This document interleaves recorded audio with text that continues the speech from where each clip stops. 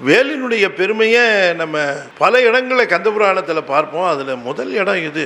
அந்த வேல் அது முருகப்பெருமானுடைய உத்தரவுக்காக எதிர்பார்த்து கொண்டு இருக்கும்.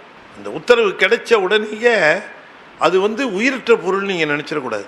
கந்தபுராணத்தில் வேல் ஓர் ஞானமுடைய உயிர் உள்ள பொருள். அது கூட பேசுவாங்க, அது பதில் சொல்லும். வேல் முருகனுக்கு சமானம். பல சந்தர்ப்பத்தில் முருகனுடைய இன்ஸ்ட்ரக்ஷன் இல்லாமையே கிளம்பிடும். அதனால தான் முருகனை வேலோடு வணங்கலாம், இல்லைன்னா வேலை மட்டுமே தனியாக வணங்கலாம்.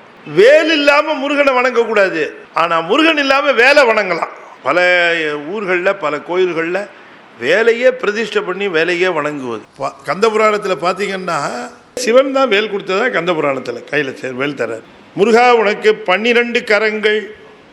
இந்த உலகத்தில் எந்த கடவுளோ எந்த கடவுளுடைய மூர்த்தமோ இப்படி கிடையாது. எனக்கு கூட இந்த மூர்த்தம் கிடையாது. என்னுடைய சிவமூர்த்தமாக நீதான் விளங்குகிறாய். இந்த அற்புதமாக 12 கரங்கள். அந்த 12 கரங்கள்லேயும் இப்போ 11 உருத்திரர்களையும் உனக்கு ஆயுதங்களாக்கி தரப்போகிறேன்னு மனசில் நினைச்சார். ஏகதேச ருத்திரர்கள் வந்தார்கள். சிவபெருமானுடைய திருப்பெயரை தாங்கியவர்கள், சாரூபம் பெற்றவர்கள், அந்த சிவபெருமானுடைய திரு உருவத்தையும் பெற்றவர்கள். 11 உருத்திரர்களும் இந்த அவுணர் கூட்டத்தை அழிப்பதற்கான ஆயுதங்களாக மாறினார்களாம். தோமரம், கொடி, வாள், அங்குசம், குலிசம், மழு, வில்லு, தண்டு, மணி, தாமரை, பகழி. 11 கருத்துலையும் 11 ஆயுதம் வந்தது. முருகா இந்த 11 ஆயுதங்கள் ஏகதேச ருத்திரர்கள். முருகன் 12 கரங்களில் இந்த ஆயுதங்கள் தான் இருக்கும். 11 கரங்களில் இருக்கும். ஒரு கரம் அபயம். 12 ஆயிடுச்சா? இப்போ சுவாமி என்ன பண்ணார்? எல்லாத்துக்கும் சேர்த்து ரொம்ப சிறப்பான ஒரு ஆயுதம் உனக்கு கொடுக்க போகிறேன். என்னுடைய திரிசூலத்திற்கு சமானமாக விளங்கும் என்று சொன்னாலும் கூட ஒரு பட்டி மேலே சொல்லக்கூடிய ஒரு ஆயுதம் தரப்போகிறேன்.